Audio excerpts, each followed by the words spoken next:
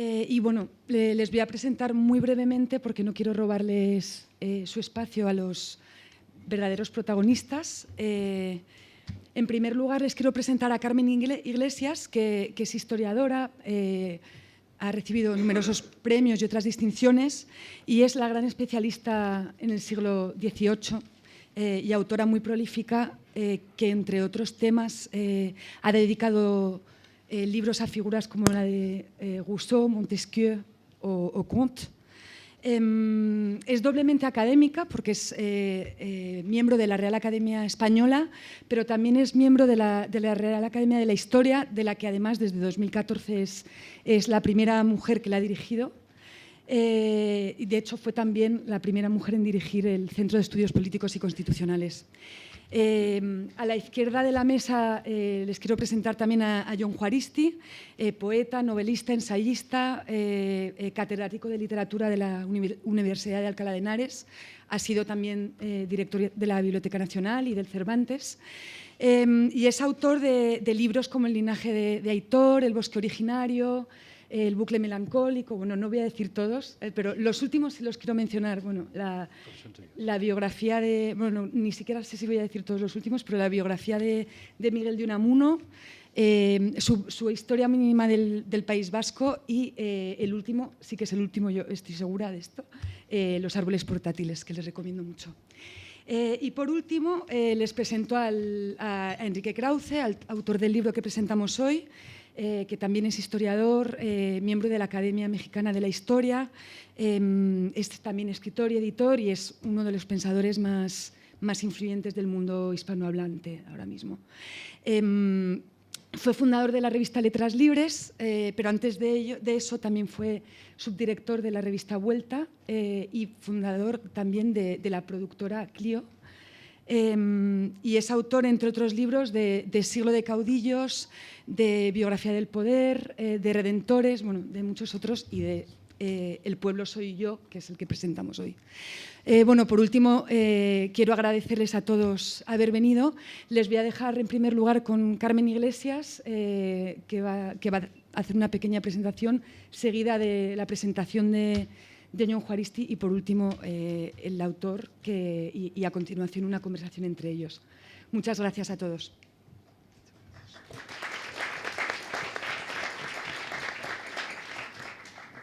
Buenas tardes. ¿Se oye bien? Muchas gracias, en primer lugar, a Enrique por darnos oportunidad de hablar de unos temas tan importantes, porque el libro es de una riqueza, como vamos a ver, que ni siquiera se puede exponer en esta tarde entero, pero hay algunos aspectos que sí tocaremos.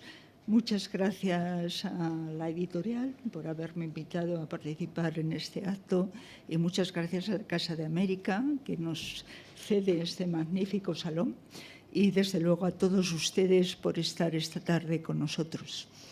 Yo lo que voy a hacer es una breve exposición, procuraré que sea breve, una breve exposición del libro de Enrique Krause, por dos motivos, sobre todo, tanto para los que lo han leído, para recordarlos, y para los que no lo han leído, para que puedan ver un poco esa riqueza que hay en él y algunos de los temas que saldrán de una manera espontánea. El libro está dividido en 4 partes, en 4 grandes partes, y vamos a recorrerlas un poco rápidamente. Es un libro, tengo que decir, apasionante, tanto por el fondo, está el poder absoluto, el peligro del poder concentrado en una sola persona. El pueblo soy yo, ese magnífico título, con ese leviatán en la portada, tanto por el fondo como por la forma. Al estar dividido en 4 partes, resulta apasionante y agilísimo de leer. Enrique tiene una escritura fácil y al mismo tiempo profunda, Lo sencillo, como saben, es lo más difícil de conseguir y exige una complicidad. Nunca hay que confundir lo sencillo con lo simple. El libro está escrito con sencillez, con claridad y con profundidad. Y por lo tanto es un gozo el leerlo. En todo él hay un hilo rojo que lo atraviesa, que es este que decía: el peligro de la tiranía, el peligro del despotismo, el peligro de un poder absoluto que se hace dueño de las vidas de los otros. La primera parte, que es quizá la más extensa, lo titula Anatomía del poder en América Latina. Bueno, aquí es de una riqueza, digamos, para empezar, que es una conversación con sus maestros y sobre todo con Richard Morse. Para mí ha sido una grata sorpresa leer esto, porque recuerdo muy bien El espejo de Próspero, que llegó a mis manos, yo creo que a través de don Silvio Zavala, puede ser, porque yo tenía bastante relación con don Silvio, la herencia hispana y demás, y de repente me encontré con El espejo de Próspero, que es un libro aparentemente pequeño, por lo menos la edición que yo tenía, pero de una riqueza y de una vastedad respecto al tema que verdaderamente me deslumbró en aquel momento. Me deslumbró porque venía desde otras voces, desde otro sector, algo que mis maestros, tanto Díez del Corral como Maravall, me habían dicho siempre respecto a América Latina, respecto al descubrimiento y respecto a las relaciones de España y América, que era pues toda la base cultural fundamental que había y que había calado en todo lo que es la historia de América Latina. Y esa base fundamental, esa herencia que de alguna manera había traspasado los siglos y las distintas vivencias, era la base de un pensamiento complejo que había proporcionado la gran escolástica española, no solo la primera escolástica, sino también la segunda, la de Suárez, y que consistiría, dicho muy someramente para poder seguir adelante, en la primacía siempre de la comunidad, la primacía de los otros, la primacía de la sociedad sobre el individuo. Es decir, de lo que se trataba es de conseguir un orden lo más justo posible y un orden que integrara en el momento del descubrimiento de América a unos pueblos, a unas nuevas culturas para las cuales no había guión previo. Es decir, siempre hay que insistir en el acontecimiento fundamental, uno de los mayores en la historia de la humanidad, que fue el descubrimiento de América. El descubrimiento de América trastocó todas las creencias de la época, todas las ideas que había sobre el mundo, sobre los hombres, sobre toda la cultura occidental, quedó absolutamente, digamos, revuelta con este descubrimiento. Y de ahí arranca pues toda la historia moderna en su momento. Bueno, este diálogo, esta conversación profunda con Richard Morse, supongo que hablaremos ahora, pero el punto de arranque de donde partía era el que la civilización hispánica, frente a Richard Morse, era norteamericano, estadounidense, y se encontró que descubría una cultura que tenía sus valores propios y además era mejor que la estadounidense. De alguna manera, no solo era más justa, sino que podía servir de modelo frente a lo que ocurría, a lo que era la cultura anglosajona. Es decir, que había mucho que aprender de esos otros valores que eran originales y que tenían otro fundamento diferente del anglosajón, del norteamericano de la época. Hablaremos de las tres legitimidades, que es una de las aportaciones del libro que detalla muy bien Enrique Krauze, las tres legitimidades que consideraba Morse que eran fundamentales para explicar la historia de Latinoamérica. Esa primera legitimidad que provenía de ese fondo hispánico, de ese fondo español, que era el concepto patrimonialista del Estado. Es decir, el Estado tiene una base patrimonial y quien está a la cabeza del Estado, es decir, el rey, tiene la obligación, tiene la misión de cuidar de ese patrimonio para todos. Y, por lo tanto, es una cosa muy importante que en algún momento sí me gustaría que hablásemos. También tiene la propiedad.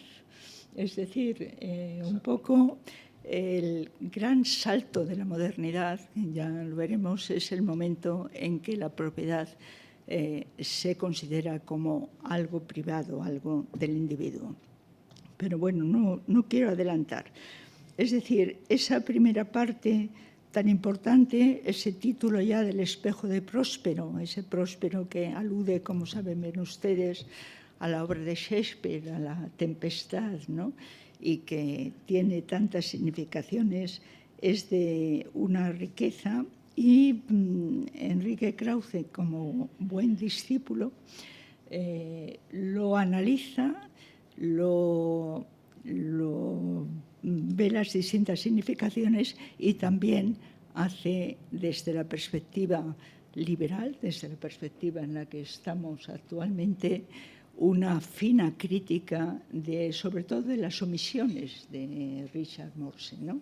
Las omisiones, por ejemplo, incluso en esa importancia que da a ese fondo, a esa legitimidad patrimonialista que se hereda de la gran escolástica hispana, como decía antes, omite, sin embargo, algo que es fundamental y que en los últimos lustros está muy trabajado, que era la estructura jurídica y administrativa que tenía la gran monarquía hispánica. Una estructura jurídica y administrativa que dura 3 siglos y pico, que es, por lo tanto, muy importante y que representaba una obra monumental, una obra enorme en su momento.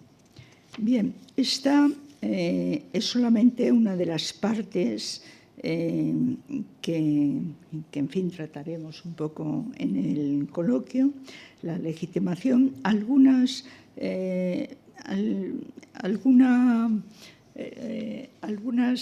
aspectos de posibilidades contrafactuales que me gustaría mucho rebatir como historiadores, porque eso siempre es decir, el pensar qué hubiera pasado si,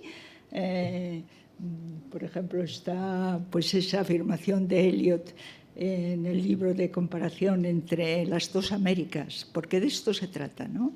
De la comparación. Se trataba en Morse, ¿no? Y se trata también en este aspecto, en este gran capítulo del libro de Krauze. ¿Qué es lo que diferencia?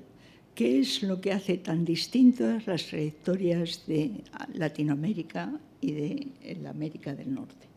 Entonces, ahí recuerdo, vamos, un poco por citar algunos de los contrafactuales, hay más, pero ese que es muy específico, ¿qué hubiera pasado? Eso lo dice Eliot en su libro, si Enrique VIII hubiera hecho caso de Colón cuando recorre todas las cortes europeas, Colón buscando dinero para su obra. Seguramente hubiera hecho lo mismo que los españoles en América, ¿no? Bueno, aparte de que yo no creo en lo contrafactual, porque la historia siempre sorprende, la historia siempre es imprevisible, felizmente, Es decir, uno piensa, esto no puede pasar, y va y pasa, o todo lo contrario. Aparte de eso, es que nunca Enrique VIII, ni la Inglaterra del siglo XVI, hubiera podido, de finales del XV, hubiera podido responder como responden las monarquías de España y Portugal. España y Portugal son verdaderamente poderosas. En ese momento tienen detrás toda una organización que está prefigurando el Estado moderno, es de una riqueza tremenda, y solamente ellos podían, efectivamente, Enrique VIII no era nadie, por decirlo de alguna manera vulgar, en aquel momento. Inglaterra tampoco, porque también hay, en la visión anglosajona en general, hay siempre, en fin, no quiero mencionar la leyenda negra expresamente, pero lo que sí hay es siempre una desviación cronológica. Es decir, una comparación del Imperio Español y el Imperio Británico. Eso es falso. No existe el Imperio Británico en esos momentos. O sea, claro, son 100 años después. Ya esa diferencia cronológica es fundamental para poder entender la complejidad de lo que estamos hablando, ¿no? Y de alguna manera, por ejemplo, incluso en la ciencia, sobre todo a partir de la Segunda Guerra Mundial, en este siglo XX, pues ha habido una poderosísima historia de la ciencia anglosajona que ha marcado el acento, y yo lo he estudiado a fondo siempre en mi libro de Montesquieu y demás, en la revolución científica del siglo XVII, es decir, la revolución galileana, la revolución newtoniana, ¿no? El mundo está escrito en lenguaje matemático. Bueno, con toda la riqueza que eso supone, eso es impensable sin pensar en el comercio y la navegación y la necesidad de ciencia práctica experimental que se desarrolla desde el siglo XVI, por ejemplo, ¿no? Es decir, que se han hecho como grandes tachones de la historia para separar una cosa y otra. Por lo tanto, este es un tema absolutamente fascinante y muy importante, porque la conmoción que supone para todo el mundo conocido esas nuevas tierras de América es absolutamente el origen para poder empezar a entender algo. Esta primera parte, además de toda esta riqueza que, en fin, apenas he podido esbozar, de la anatomía del poder en América Latina, hay una magnífica, lo que llama Enrique Krauze, la postdata liberal, es decir, la contestación desde nuestro mundo, desde la experiencia histórica que hemos tenido tanto en América Latina como en Europa a través del siglo XIX, XX y actualmente XXI, ¿no?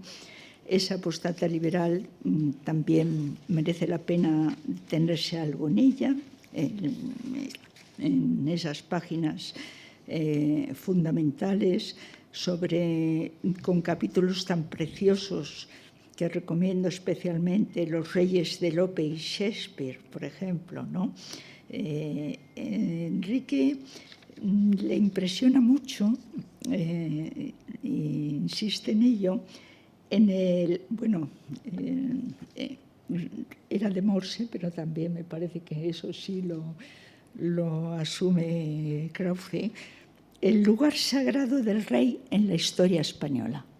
Es decir, cuando yo estoy trabajando este año bastante la primera globalización, dado que estamos en los centenarios de Magallanes, la Vuelta al Mundo, etcétera, y me impresiona en el diccionario biográfico, que tenemos las magníficas biografías de los conquistadores en la Academia de la Historia, me impresiona esos conquistadores, esos exploradores, esos primeros descubridores, la lealtad, la fidelidad al poder, a España, al rey. Cómo van y vienen, cruzan el Atlántico como si fuera, en fin, un paseo por el Mediterráneo en calma, cuando se juegan la vida, pleitean en España por las cosas que han conseguido, van y vienen, se arruinan por volver otra vez a hacer expediciones, etcétera. Pero, salvo casos como Lope de Aguirre, que es muy excepcional, realmente es impresionante esa fidelidad, el considerar siempre que es el rey en España el que tiene la última palabra en todo. Me permito una breve reflexión. Es algo muy curioso y que hay que explicar de alguna manera más compleja, que ahora no se puede, porque los reyes en España, los reyes españoles, nunca han sido, al contrario que los reyes europeos, que Francia, que Inglaterra, nunca han sido reyes taumatúrgicos, nunca han sido reyes que extendieran las manos y curasen las escrófulas o las llagas, ni nada. O sea, eran reyes fácticos, precisamente por la historia que tiene España con la Reconquista, con esos siglos de dominación musulmana y, en fin, que hay una coexistencia en todos los siglos, de una manera u otra, pero hay también un enfrentamiento constante. Precisamente los reinos, sobre todo los 5 reinos, que al final son los que se dibujan en la península, esos reyes son reyes fácticos, son reyes que tienen poder, que no tienen a los señores feudales como en Francia o en Inglaterra, que son los que deciden y son los que controlan al rey.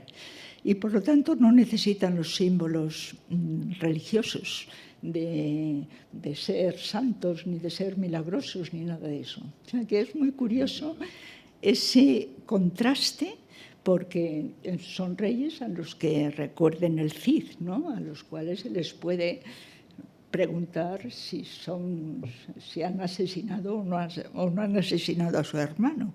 Es decir, que el distanciamiento simbólico que hay en Francia y en Inglaterra con estos reyes que curan y que son medio santos, en España nunca existió. Reyes de verdad, reyes que tenían poder, que tenían ejército y que mandaban.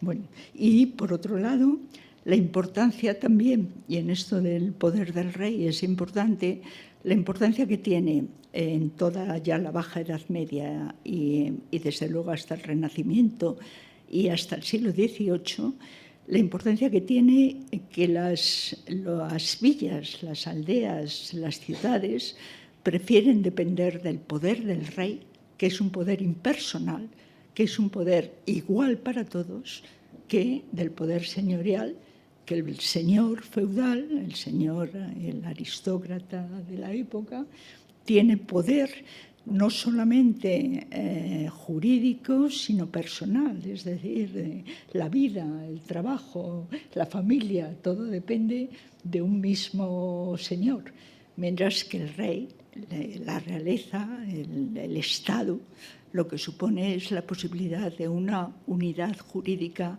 igual para todos. Y eso es muy importante y yo creo que tiene que ver con estas fidelidades que no son simplemente, que son todo lo contrario del carácter sagrado.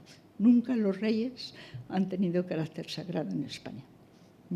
Bueno, no sé si es un inciso largo, pero es tan importante.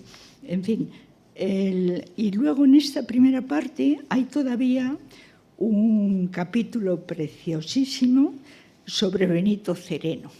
Benito Cereno es la novela de Melville, de Herman Melville, el de La ballena, el de Moby Dick, que muchos conocerán, y que yo recuerdo que a mí me lo dijo Díaz del Corral, no sé cómo lo sabía, y yo leí Benito Cereno y no vi ninguna posibilidad de compararlo con el caso español. Pero ahora, leyendo lo que escribe Enrique, pues realmente le pienso dar una vuelta, porque es muy impresionante la capacidad el simbolismo, las interpretaciones que se pueden dar a esa novela, que está escrita en 1855, aunque se sitúa en 1799. 1799, que es una fecha clásica, es una fecha muy significativa porque es la fecha de la primera rebelión de esclavos importante que hay en América, la rebelión de los cimarrones y de los esclavos en Haití. Entonces, bueno, pues todo esto es absolutamente, como ven ustedes, apasionante, pero en fin, ya voy adelante porque si no, no adelantamos. Una segunda parte ya más rápido. Una segunda parte está dedicada a populismo y dictadura, y ahí Enrique Krauze nos introduce desde la investigación lingüística, de donde, cómo la palabra populismo pues adquiere nuevos significados desde el mundo antiguo al momento, bueno, ya luego en la última parte también se vuelve a tratar el tema, como en el mundo griego y romano también se habló de ese populismo en sentido peyorativo, es decir, populismo no simplemente como surgiría, como el sentido de que el pueblo participe lo más posible en el poder, el ejemplo siempre es Atenas, a todo lo contrario, a que se utiliza el pueblo, la palabra pueblo, la abstracción pueblo, ese constructo en definitiva, precisamente para hacerse con el poder y destruir el orden, desde luego el orden democrático. El decálogo del populismo, la exaltación del líder carismático, es decir, el culto a la personalidad siempre, el apoderamiento de la palabra, lo que llamamos hoy posverdad, que es simplemente la mentira, la fábrica, el fabricar una verdad, con comillas, que es una mentira. En fin, hay todo un decálogo que encontrarán en el libro, que es absolutamente el odio, el fomentar el odio entre unos y otros, es algo que lo seguimos teniendo, es tan actual que todos lo podemos reconocer en algunos de los acontecimientos que nos están ocurriendo, incluso aquí en España.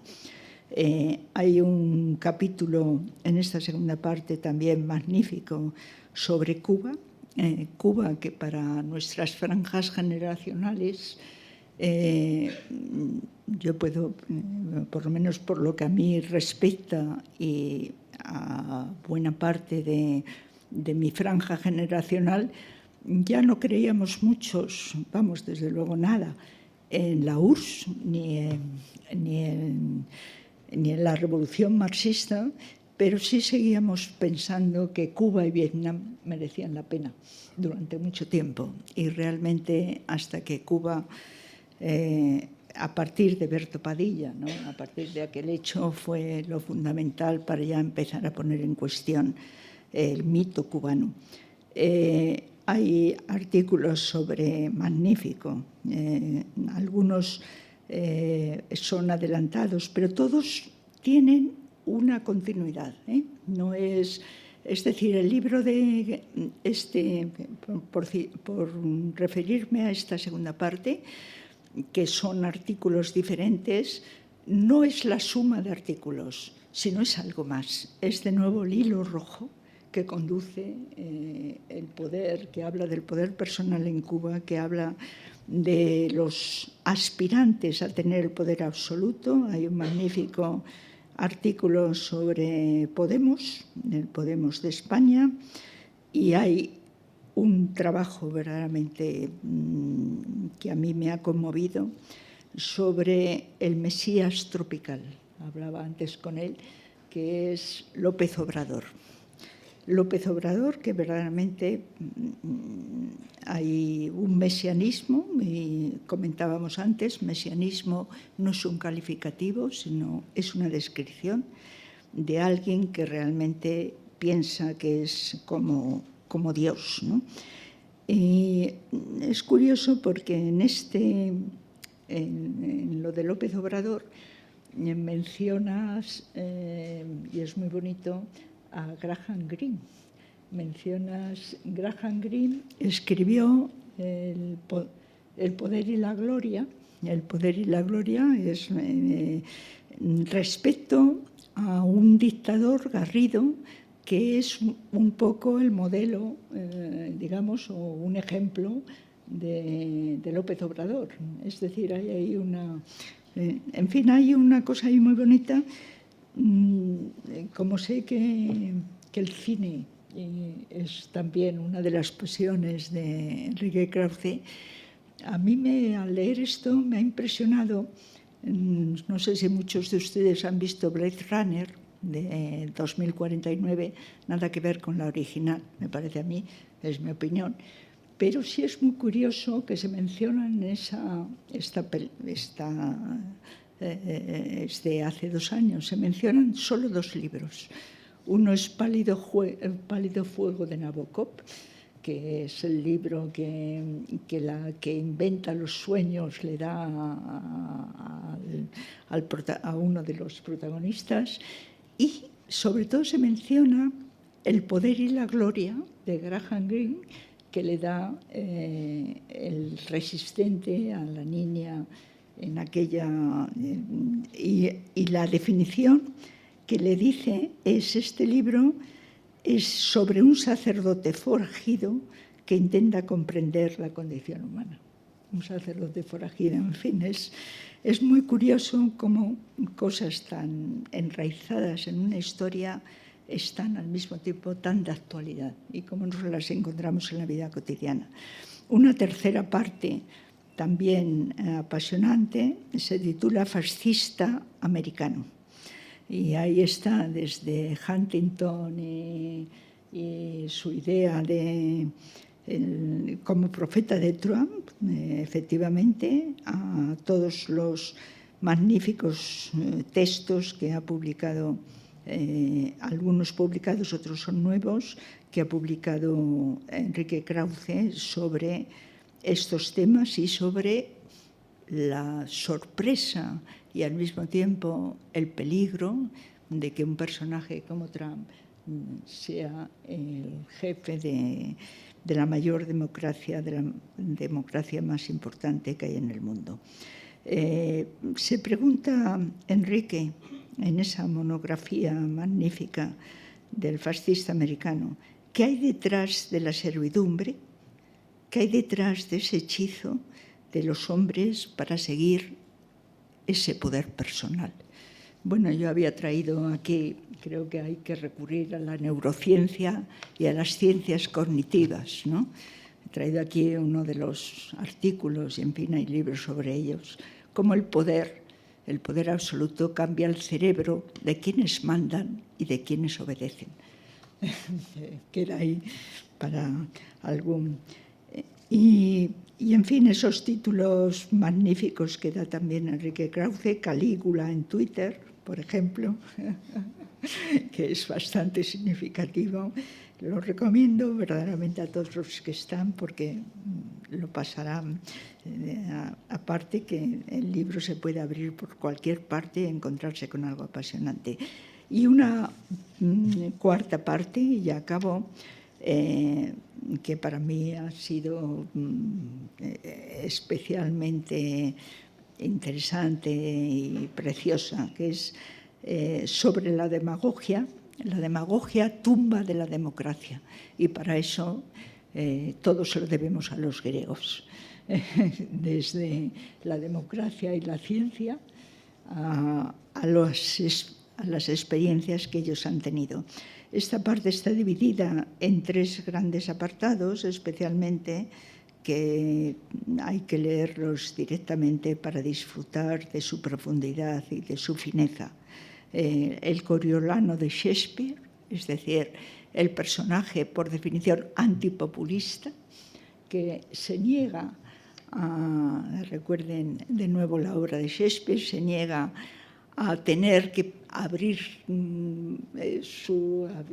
mostrar las heridas al pueblo, porque eso le parece humillante y le parece además algo despreciable para él y para los que lo ven. ese antipopulismo, hablan por sí los hechos y no las palabras. Y aquí hay también una vuelta, porque claro, Coriolano se niega a decir las palabras estas y mostrar las heridas, pero la democracia es la palabra, el logos, es la base absoluta de todo el sistema. O sea, por eso cuando la palabra se tergiversa, cuando la palabra se degrada, cuando la palabra se miente con ella, es muy grave, esa es la demagogia, y es muy grave para la democracia. En fin, toda esa meditación en Atenas, ese ejemplo de una democracia además directa y participativa, bien es verdad que muy estricta, porque era solo para los ciudadanos, ni las mujeres, ni los extranjeros, ni los esclavos naturalmente participaban en ella, pero en cualquier caso son los inventores de la democracia, el haber creado en Atenas la democracia, digamos que conspira contra esa base oligárquica social, o sea, conspiró de alguna manera contra esa desigualdad. La democracia tiende a la igualdad, es una de... Y hay esos 3 capítulos magníficos, el demagogo en la comedia, el demagogo según la historia, el demagogo según la filosofía. El peligro de la hibris colectiva, el peligro del enloquecimiento de todos, ¿no?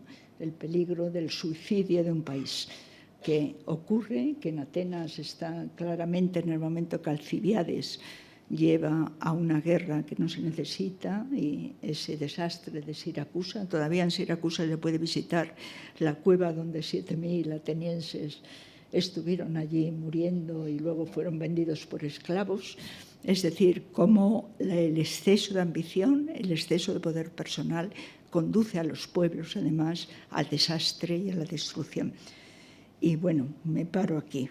Padecer la justicia antes de cometerla era un poco el sentido de Sócrates, sobre todo, y también visto en estas magníficas páginas de Enrique Krauze. Enhorabuena por un libro tan precioso. Y perdón si me he extendido un poco.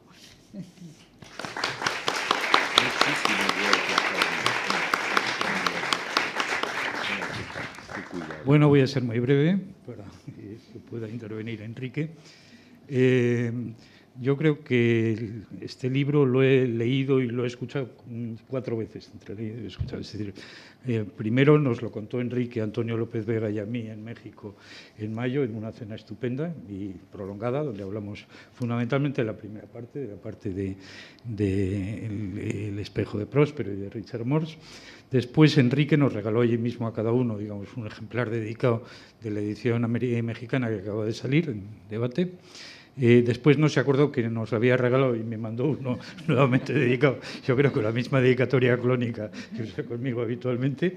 Y después ahora hemos podido oír un desarrollo pormenorizado del libro en la descripción de Carmen Iglesias. Por tanto, digamos, no me queda demasiado que decir. Si acaso, digamos, en vez del hilo rojo que ha seguido Carmen Iglesias, yo plantearía un hilo negro que a mí me ha divertido. Vamos a ver, yo leí El espejo de Próspero de Richard Morse también en los 80, en el 85, cuando yo creo que los leí muy seguidos por Una democracia sin adjetivos de Enrique y El espejo de Próspero.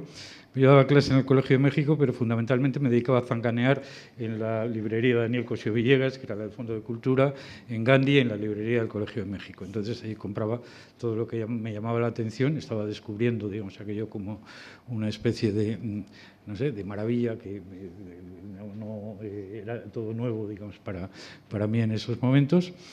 Y, entre otros libros, también encontré el de Jacques Laffay, sobre Tonazzini y Guadalupe, sobre la... Bien, y entonces encontré a los jesuitas, por fin encontré a los jesuitas, que es una cosa magnífica, porque yo había estudiado en una universidad de jesuitas, tenía parientes jesuitas, encontré a los jesuitas y vi, digamos, el pollo que habían montado los jesuitas en Latinoamérica en general y en México en particular. es decir, esa especie de reivindicación de la religión mexica por los jesuitas frente a los franciscanos, cuando sostienen que Santo Tomás es Quetzalcóatl y que realmente, digamos, el mito de Quetzalcóatl encubre, digamos, la aventura evangelizadora de Santo Tomás en México. Y el detalle estupendo ese de que el sacrificio de prisioneros y el consumo del sacrificio de prisioneros de la Guerra Florida por los aztecas y el consumo de sangre de prisionero mezclado con nixtamal, esa especie de morcilla de maíz que hacían con los prisioneros para comerlas, que en realidad se trataba de un recuerdo deturpado, una memoria deturpada de la Eucaristía. Digamos, eso es muy de los jesuitas, en principio. Entonces, ¿dónde aparecen los jesuitas aquí por primera vez? Pues yo creo que desde el principio. Aparecen ya con Suárez, con la segunda escolástica, que no es la primera escolástica ni mucho menos, es la segunda escolástica.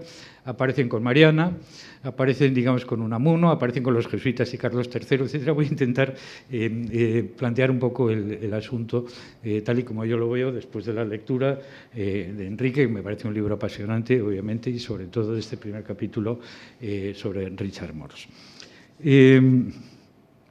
Es cierto, digamos, que la segunda escolástica es, digamos, como la primera, como en el caso de Tomás de Aquino, pero, digamos, más claramente pone fuertes trabas al concepto del poder absoluto del rey. El poder absoluto del rey deriva de las sóquietas, y esto es algo que está en toda la filosofía política, si se puede hablar de alguna forma, la teología política hispánica de los 5 reinos, fundamentalmente incluso hasta en las partidas, cuando Alfonso X habla de la sociedad que está compuesta, digamos, por todos, está compuesta por los, como diría Manrique, por los grandes, los medianos y más chicos, es decir, por los magnates, por los medianos y por los menudos, que decía Alfonso X. Bien. Frente a eso, ¿el rey qué es? Y esto lo ha planteado Carmen, yo creo que muy bien. El rey no es el rey taumaturgo, el rey taumaturgo francés, ni es el rey de los 2 cuerpos del rey, porque no es el rey.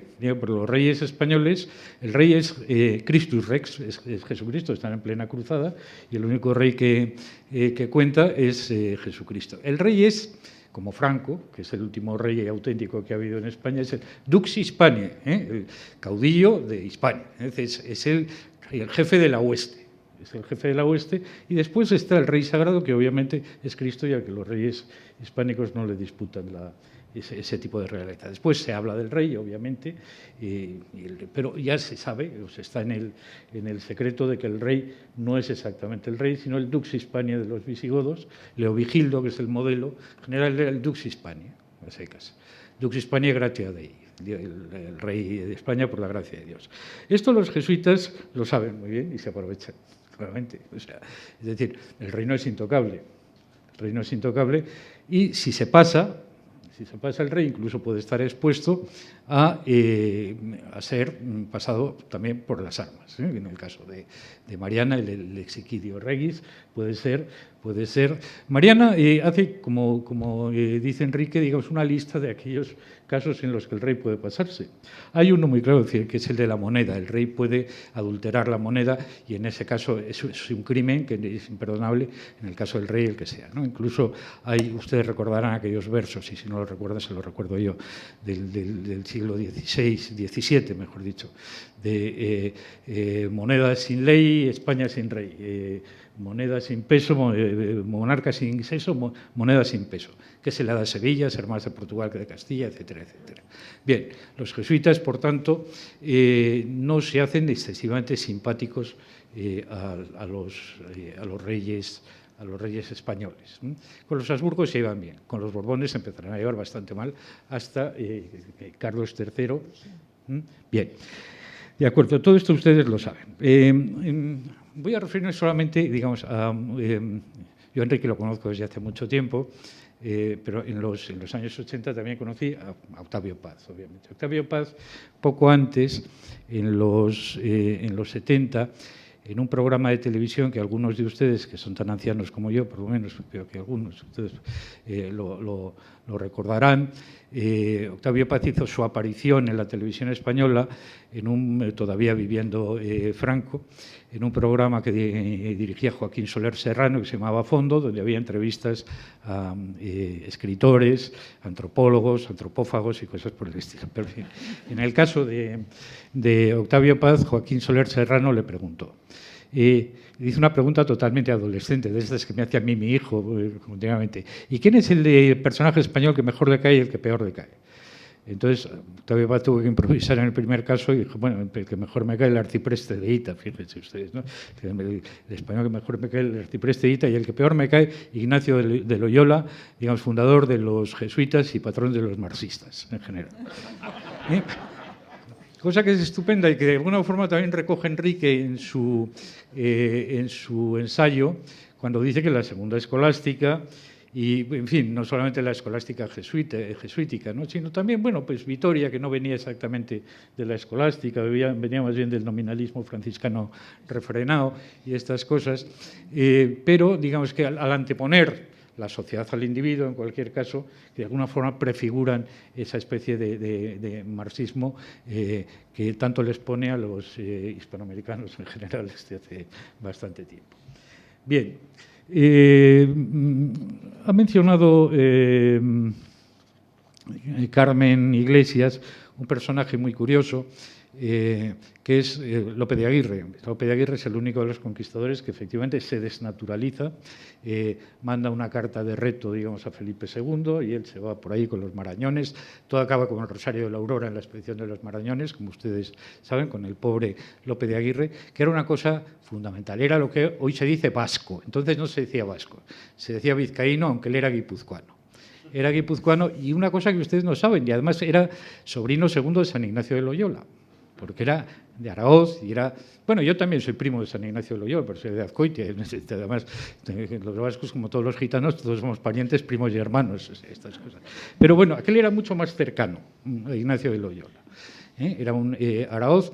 Araoz es un sobrino también de San Ignacio, Antonio de Araoz, que es el que le propone instituir al fundador los estatutos de limpieza de sangre dentro de la Compañía de Jesús.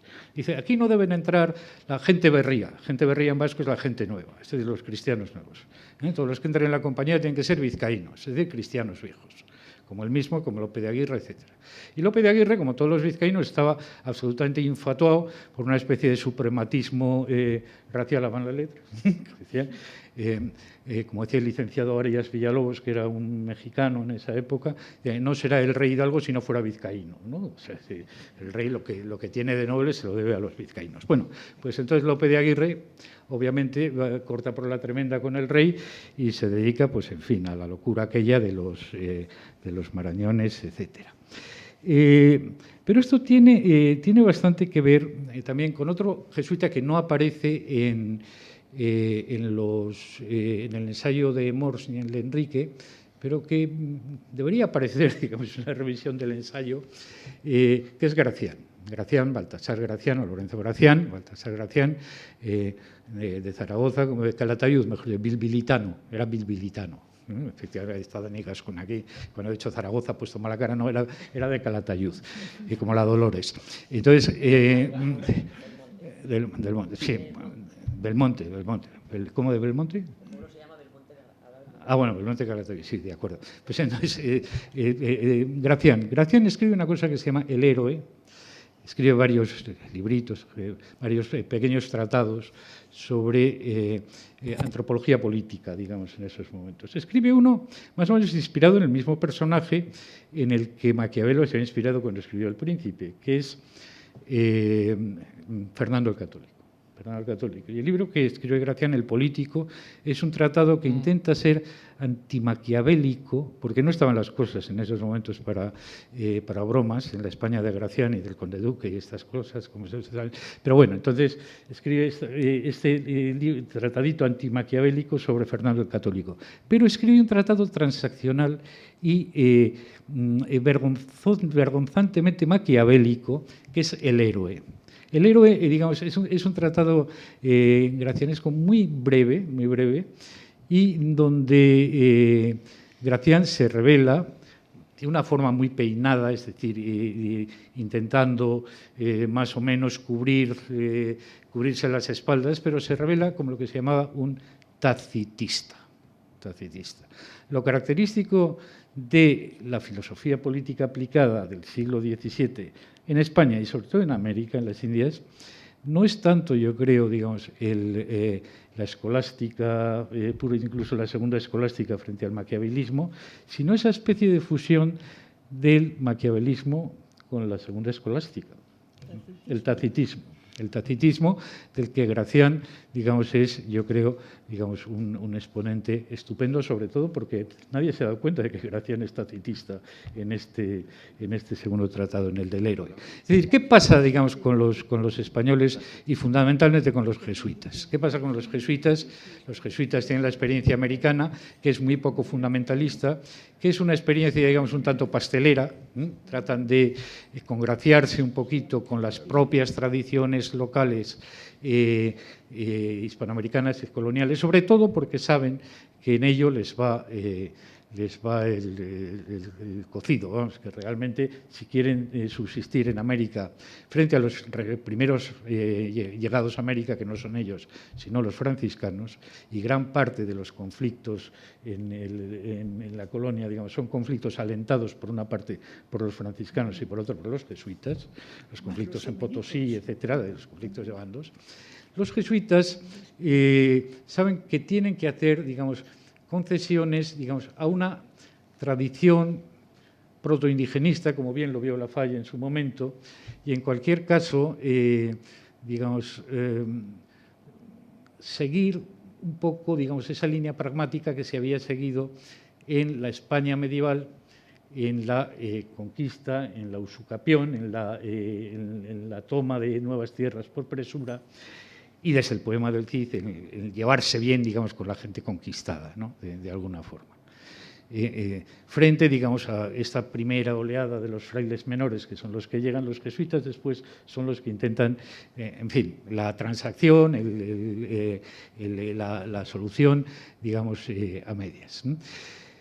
Bien, esto implica que realmente no es lo que se traslada, no es el estado ideal de la primera escolástica, del buen gobierno, etcétera, etcétera, sino lo que se puede hacer.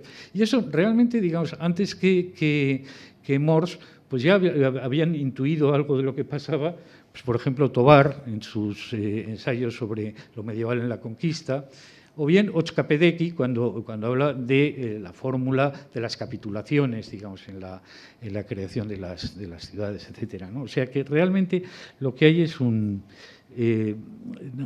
intento muy pragmático de adaptar lo que se pueda del Estado, de esa especie de Estado ideal de la escolástica, si es que se puede hablar de eso, pero en la práctica teniendo en cuenta que uno se enfrenta con unos problemas muy complejos en un nuevo mundo que no se conoce muy bien. Y de ahí el tacitismo español, que es, digamos, Tierno Galván se ocupó de él en su momento, creo yo, cuando hablaba del tacitismo como política, como pragmatismo político en España. Es decir, gobernar, digamos, un imperio tan extenso no es fácil desde unos presupuestos principistas inflexibles. Por tanto, digamos, hay que adaptarse. Y en este sentido, y con esto termino ya, pues... por cierto, digamos, el Benito Cereno, obviamente Stirling, y siguiendo Stirling, lo que interpretan es que los negros del barco, del Saint-Dominique, son jesuitas. ¿Por qué? Porque la figura del capitán de este barco, de Benito Cereno, es, según Stirling, un trasunto de la figura de Carlos I. Carlos I en Yuste, rodeado de monjes negros. Pero los monjes negros de Yuste no eran jesuitas, eran jerónimos, que eran una cosa más, así pasaba más como más medieval, ¿no? más posmedieval. Los jesuitas son otra cosa, en definitiva, ¿no? Y bueno, y Carlos III, Carlos III defiende obviamente el poder real de los Borbones, la centralización administrativa, trata de acabar con la dispersión de poderes que había sido, digamos, hasta entonces, hasta la llegada de los Borbones, el Estado habsbúrgico. Veo aquí a Antonio Cid, que en su tiempo pues, escribió una cosa sobre cómo, a partir de un episodio en torno a la paz de Westfalia, eran tan Estado de la Iglesia, incluso la Orden franciscana, como las secretarías del rey. O sea, que en ese sentido había una cierta dispersión de poder. Los Borbones quieren... pero, digamos, no es que los jesuitas estaban por construir otra cosa distinta, que era la República del Sol, era la República de Dios, era, es decir, el comunismo por la vía católica, ¿no? Es decir, y Unamuno, y aquí vamos a lo de la intrahistoria, y con esto termino, cuando Unamuno habla de intrahistoria, habla de esas masas bien disciplinadas por los jesuitas que en las 3 guerras civiles del siglo pasado salen ordenadamente al campo a pegar tiros contra los liberales. Bien, es decir, cuando Unamuno, por ejemplo, hablaba de la literatura en lengua vasca, que era toda una literatura religiosa, decía, hombre, sí, el modelo es la literatura guaraní de las misiones del Paraguay, que era una literatura que se escribía para los curas y los catequistas en guaraní, pero que no se podía dejar en manos de los inditos porque, bueno, pues si aprendieran a leer era peligroso. Con esto termino, y que es un libro que me ha encantado, por supuesto el de Enrique, me ha divertido mucho, será el libro, digamos, que más he leído y más he oído en toda mi vida, pero vamos, que me ha merecido la pena. Enrique, todo para ti.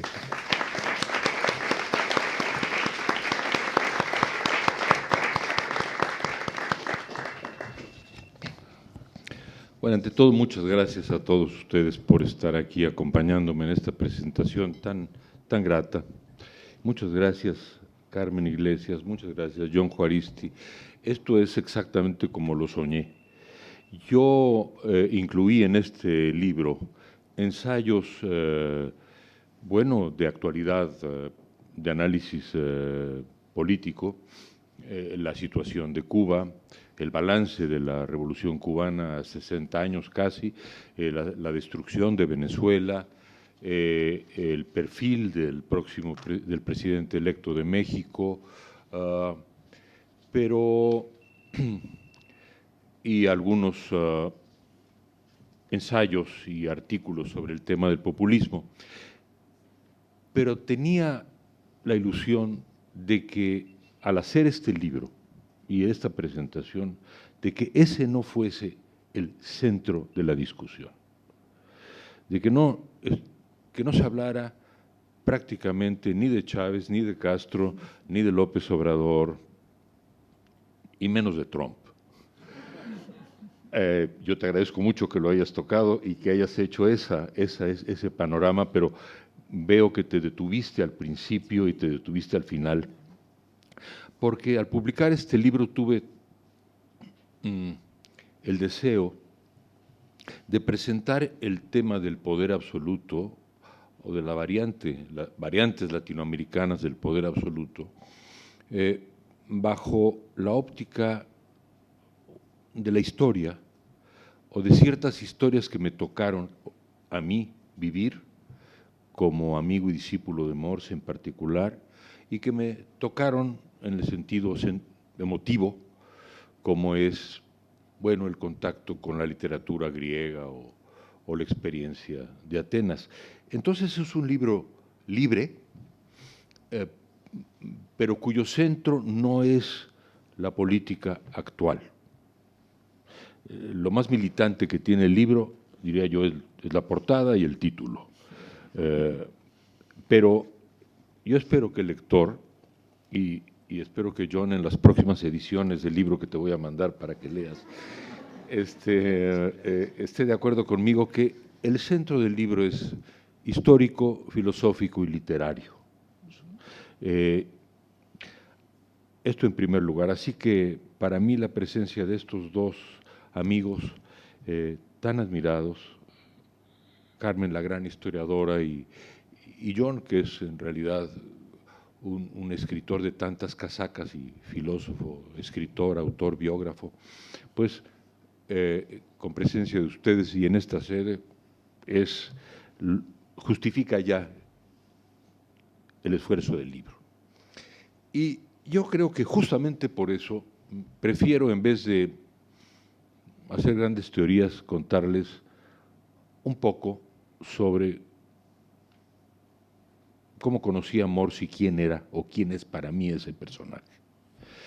Yo lo leí en 1975 en un ensayo que publicó Octavio Paz en la revista Plural y me dejó deslumbrado la interpretación que hacía de la Constitución mexicana de 1917, que es una constitución antiliberal, contraria al liberalismo del siglo XIX, y la interpretación que hacía de la política del Estado mexicano a partir de esa Constitución.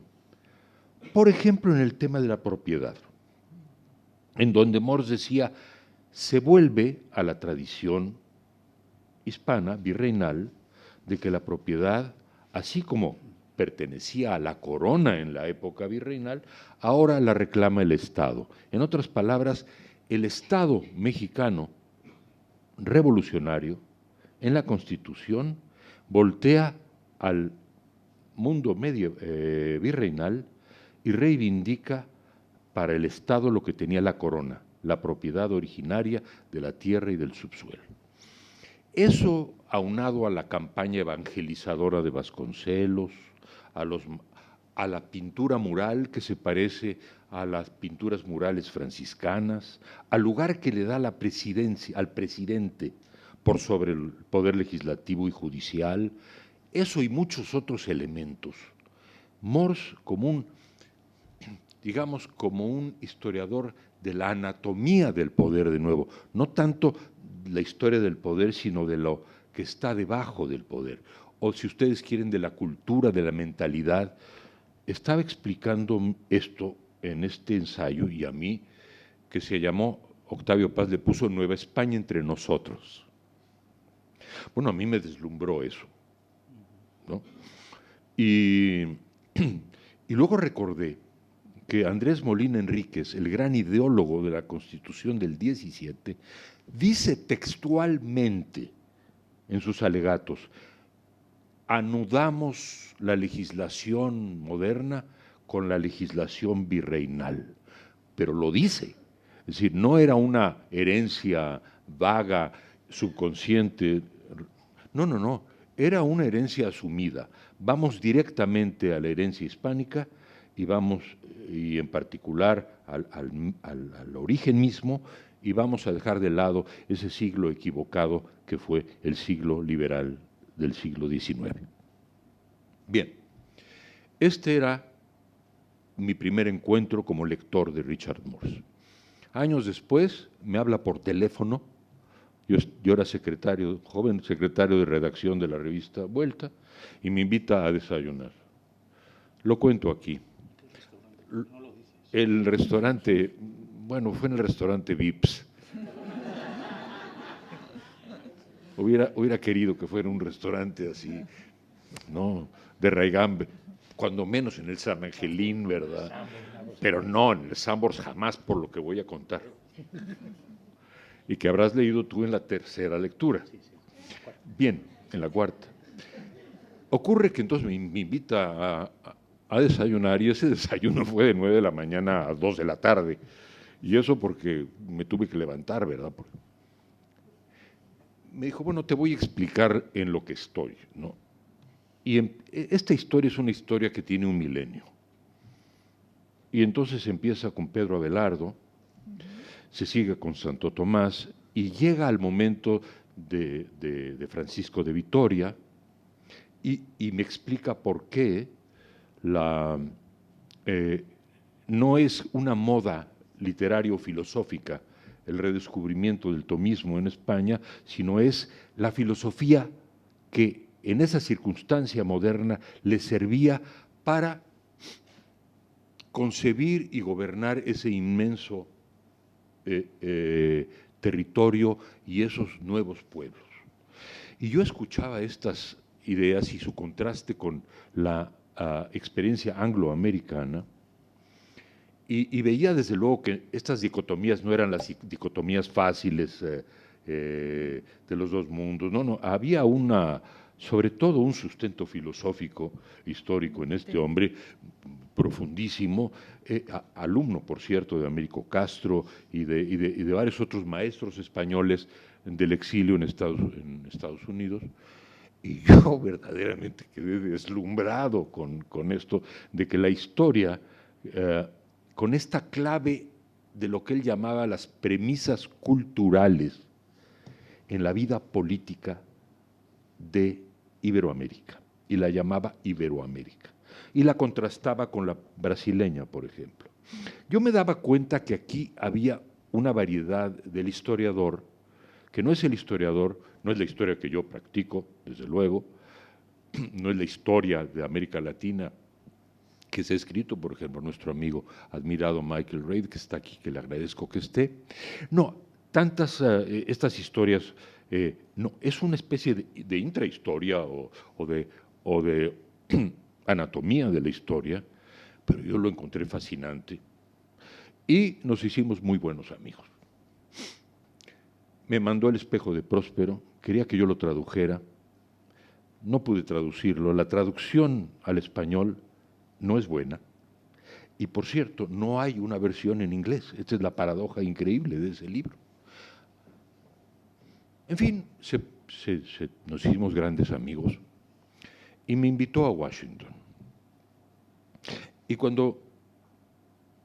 Y entonces, ya en ese libro, bueno, ustedes, si les interesa leerlo, encontrarán esa teoría histórica de Morse, que en esencia, ya lo explicó muy bien Carmen, piensa que en el sustrato de la cultura política, de la mentalidad política, está la segunda escolástica, pero en tensión con un ideal maquiavélico. Y esa tensión existió en España en el siglo XVI, triunfó la escolástica, pero él dice que el ideal maquiavélico quedó latente como secreto y brotó de nuevo con las guerras de la independencia en Iberoamérica y finalmente llegó a un compromiso, y ese compromiso es la historia iberoamericana. En algunos casos, como por ejemplo el del PRI de México, se ve claramente como el diseño del que he hablado ahora, como monárquico, ¿no? Y en otros casos, el caso de Chile, por ejemplo, sí pudo colarse más una alternativa más republicana liberal. Pero por toda América Latina surgieron los caudillos maquiavélicos. Entonces, bueno, digamos que entre el caudillismo maquiavélico y el diseño estático del Estado neotomista, pues quedó muy poco espacio para el desarrollo de la democracia liberal. Más o menos es esto lo que dice Morse, y yo lo rebato diciendo que el espacio de la democracia liberal fue más amplio de lo que él cree, y lo creo de verdad. Incluso en México, ese país del que una vez Octavio Paz, en la única ocasión en que se le pasaron las copas, y a mí también, por cierto, en la embajada sueca, quién sabe qué le pusieron a la bebida, me dijo, venga para acá, Enrique, desengáñese usted de una vez por todas, México jamás se consolará de no haber sido una monarquía. Y me lo dijo con toda seriedad. Algo sabía Octavio Paz de la intrahistoria mexicana. Me estaba criticando por la democracia sin adjetivos y mis ideales liberales para México, pensando que finalmente eran una utopía. Bueno, entonces aquí estoy frente a este maestro que me presenta la intrahistoria o la historia milenaria o muchas veces centenaria, el subsuelo cultural, y me parece muy sugerente. Por supuesto, la historia que yo practico no tiene nada que ver con eso, porque yo hago biografía, el más anglosajón de los géneros y una historia muy fáctica y un poco interpretativa también, pero voy en el segundo capítulo de esto, no de esto, sino de esta historia que le estoy contando, llego a Washington, a Georgetown, donde conozco a Morse. Y entonces Morse me platica su historia. Morse es hijo de la segunda inmigración a Estados Unidos. Casi llegó con el Mayflower. Es pariente de Samuel Morse. Era blanco, rubio, creo que no había una gota que no fuera blanca o asp en Richard Morse. Pero vete aquí que primero viaja por toda América Latina, enamorándose de América Latina en los años 40, por Cuba, Venezuela, Chile, donde se vuelve amigo de Salvador Allende, México, se enamora de América Latina, luego regresa a Estados Unidos, va a la guerra, regresa del frente de la guerra contra Japón del Pacífico, se matricula en Columbia University, estudia con Frank Tannenbaum, dato muy importante, y lo más importante que le pasó a Morse en su vida, se enamora de una haitiana, de una belleza haitiana, de una bailarina y cantante haitiana llamada Emi Emerante de Pradines, bisnieta o tataranieta de los fundadores de Haití, de quien escribió el himno de Haití. Se enamora perdidamente, se casan a los 4 o 5 minutos y de conocerse y, no lo sé, 4 o 5, y naturalmente es víctima instantánea del racismo y del macartismo, etcétera. Tiene que irse a Puerto Rico y ahí nacen sus 2 hijos y regresa y es profesor en Yale, en Stanford y finalmente en el Windsor Center, donde yo lo conocí. De modo que ese es el otro dato fundamental. A Morse le iba la vida. No solo se enamoró de América Latina como una idea o como una materia de estudio académico. No.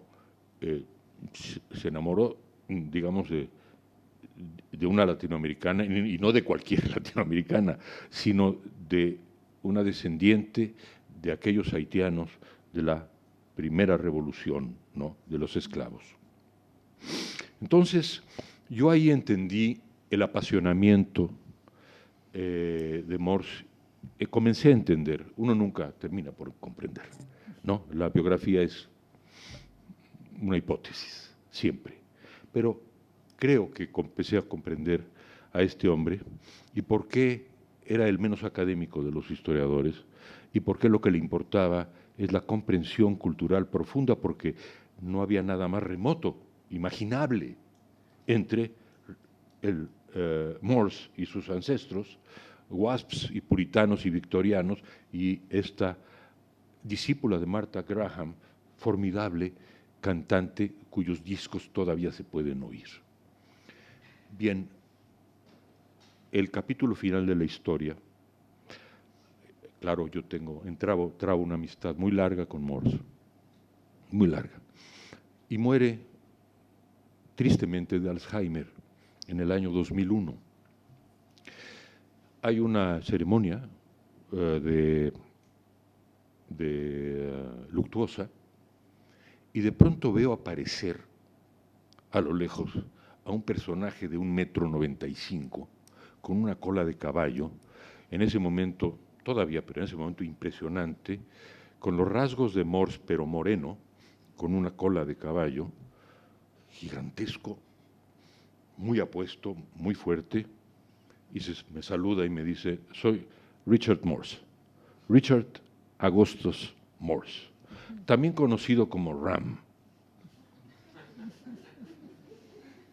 Bueno, me gusta la música, pero yo no sabía quién era Ram. Bueno, sucede que Ram es una banda musical haitiana absolutamente famosa en el mundo. Él ganó premios por hacer, dice, cuando me falta dinero lo que hago es escribir música para Hollywood y con eso me pagan $100,000, $200,000 y con eso vivo muy bien.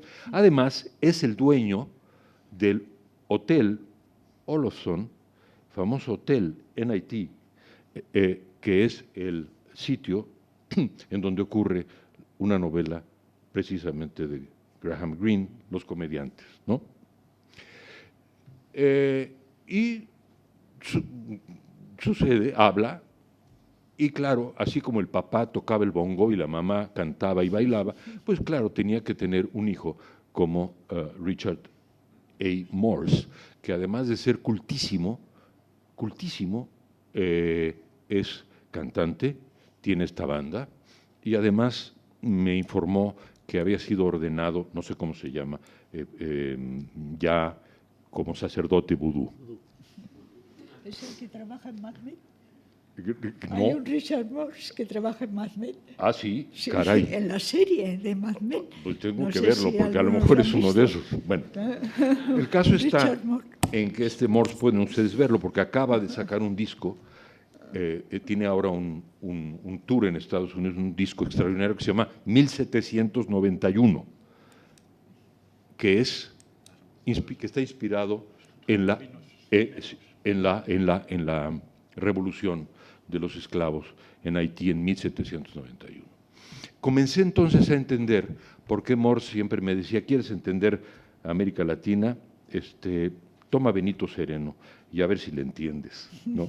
Bueno, no creo que el ensayo que publico aquí hubiese satisfecho a Morse. Probablemente me habría dicho, te quedaste en la superficie. Pero eso es lo que me dijo. En esa pequeña novela está todo. Le encantaba leer literatura como la clave para entender América Latina. A Vargas Llosa, a García Márquez, pero también a Machado de Asís, a todos los escritores. Es a través de la literatura. Bien, esa es entonces, era el bagaje que yo traía cuando de pronto ocurre esta irrupción del populismo, ya no solo en Venezuela, sino en el mundo entero, y claro, se veía ya venir la tercera vuelta y la vencida de la llegada de López Obrador en México. Y yo pensé, ¿qué voy a escribir? Y entonces me encerré unos meses, y esa es la historia que les traje, para terminar mi diálogo con Morse. Y en esos meses lo que hice fue escribir primero lo mejor que pude, describir la teoría de Morse, y después de escribirla, espero que con fidelidad, escribirle una carta, una amorosa carta que llamé Postdata Liberal, en la cual le digo, todo esto no te lo pude decir, primero porque ni lo entendía, porque lo fui entendiendo con el tiempo, porque siempre es tarde cuando uno quiere hablar con los maestros siempre es tarde, siempre. Pero, bueno, te puedo escribir esta carta, y en esta carta le explico en todo aquello en lo que estoy de acuerdo con él, y que me parece además sorprendente, por cierto, de verdad, lo creo.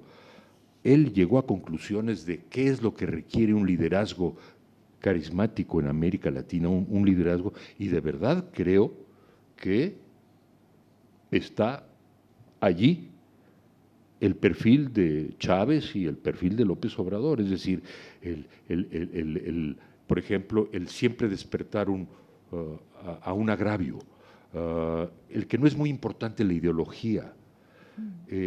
Hay varios rasgos allí que decía Morse que me parecen perturbadoramente reales. Dicho lo cual, como un liberal y como un demócrata, yo no puedo estar completamente de acuerdo con esa forma de determinismo, vamos a decir, que un poco nos imponía, y yo le digo, no, el espacio, como les digo a ustedes, del liberalismo, tanto en la historia española como en la historia americana, a lo mejor me equivoco, en la española creo que no sé, pero es mayor que el que tú le concedes, Dick, ¿no? Es decir, sí, es cierto, tenemos ese origen y que tú has analizado también, pero existe un margen de libertad. Y en ese margen de libertad nos estamos moviendo.